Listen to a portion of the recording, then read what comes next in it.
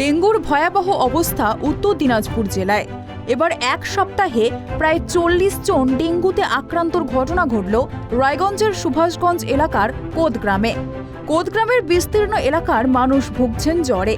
পরিস্থিতি এতটাই উদ্বেগের যে এলাকায় বসানো হয়েছে অস্থায়ী স্বাস্থ্যকেন্দ্র। স্বাস্থ্যকেন্দ্রের তরফ থেকে রক্তের নমুনা সংগ্রহ করা হচ্ছে বাড়ি বাড়ি থেকে। পরীক্ষা করে এলাকার মানুষদের জানিয়ে দেওয়া হচ্ছে রিপোর্ট।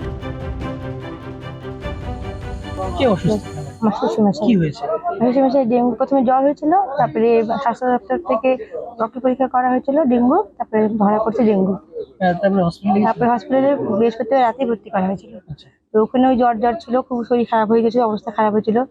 আপনার শ্বাসকষ্ট মতন দম নিতে পারছিল না, অক্সিজেন দেওয়া হয়েছিল। তারপরে তো রাত্রেবেলা কোনো রকম ছিল, পরের দিন একটু ভালোই ছিল। তারপরে ওখান থেকে রক্ত পরীক্ষা করছে, তখন ডেঙ্গু ধরা পড়ছে। আপনাদেরকে কিভাবে জানিয়েছে?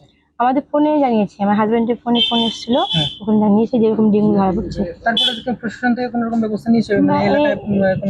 এলাকায় স্প্রে করছে, ব্লিচিং পাউডার ছড়িয়ে গেছে, এইসব প্রশাসন থেকে এসেছিল। তারপরে আরো কারো হয়েছে? আমি হয়েছে তো, অনেকেরই হয়েছে শুনছি, ভালোই হয়েছে, 10-12 জনের মতো মনে হয়েছে, অনেকেরই হয়েছে। রাজ্য জুড়ে ডেঙ্গুর বাড়বাড়ন্তের মধ্যে উত্তর দিনাজপুরে ডেঙ্গুর উদ্বেগ।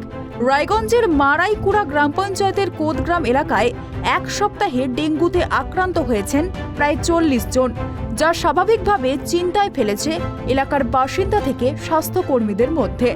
পরিস্থিতি সামাল দিতে এলাকায় বসানো হয়েছে অস্থায়ী স্বাস্থ্যকেন্দ্র। রিপোর্ট এখান থেকে ব্লাড টেস্ট করা হচ্ছে, সেই টেস্ট মেডিকেল কলেজে পাঠানো হচ্ছে।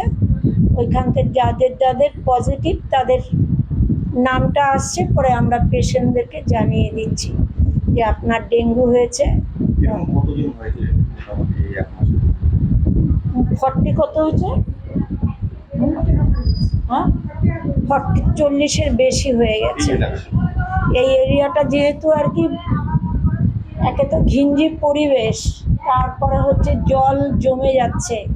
ডেঙ্গুর কারণেই হচ্ছে জল জমার থেকে ডেঙ্গুটা হচ্ছে, জল জমছে, জঙ্গল, এই কারণেই। ডেঙ্গু রুখতে এলাকায় করা হচ্ছে স্প্রে, কিন্তু ডেঙ্গুর এই বাড়বাড়ন্তে আতঙ্ক ছড়িয়েছে সাধারণ মানুষের মধ্যে। তবে প্রশাসনের তরফ থেকে বাড়ি বাড়ি সার্ভে করার পাশাপাশি মানুষকে সচেতন করা হচ্ছে বলে জানান মারাইকুড়া গ্রাম পঞ্চায়েতের উপপ্রধানের স্বামী রানা রক্ষিত।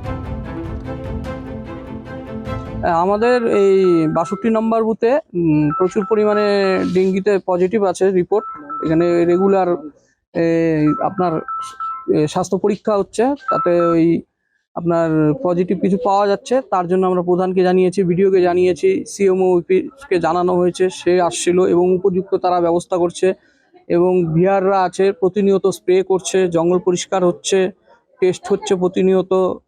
প্রধান তরফ থেকে, আমরা ভিডিওর তরফ থেকে ব্লিচিং, চুন, হাবিজাবি এগুলো পেয়েছি।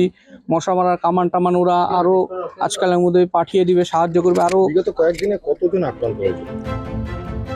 প্রসঙ্গত, গত কয়েক মাস ধরেই রাজ্য জুড়ে ডেঙ্গুর প্রকোপ চলছে। কোনোভাবেই ডেঙ্গুকে নিয়ন্ত্রণ করা যাচ্ছে না। প্রতিদিন জ্বরে আক্রান্ত হয়ে বহু মানুষ হাসপাতালে ভিড় জমাচ্ছেন। বেড়েছে উদ্বেগ, ক্ষোভ বেড়েছে স্থানীয় বাসিন্দাদের মধ্যে। শহরের নানা প্রান্তে ফিভার ক্লিনিক খোলার দাবি তুলেছেন স্থানীয় বাসিন্দারা। রাজ্যের সমস্ত পৌরসভার তরফেই ডেঙ্গু রুখতে নানা পদক্ষেপ করা হচ্ছে। কোমর বেঁধে মাঠে নেমেছেন পুরকর্মীরা। এলাকায় কোথাও জমা জল, আবর্জনা জমা থাকলেই দ্রুত তা সরিয়ে ফেলার ব্যবস্থা করা হচ্ছে। একই সঙ্গে ডেঙ্গু সম্পর্কে মানুষের মধ্যে সচেতনতা বাড়াতেও চালানো হচ্ছে প্রচারাভিযান। রায়গঞ্জ থেকে কুষাণ সরকারের রিপোর্ট, ট্রাইব টিভি।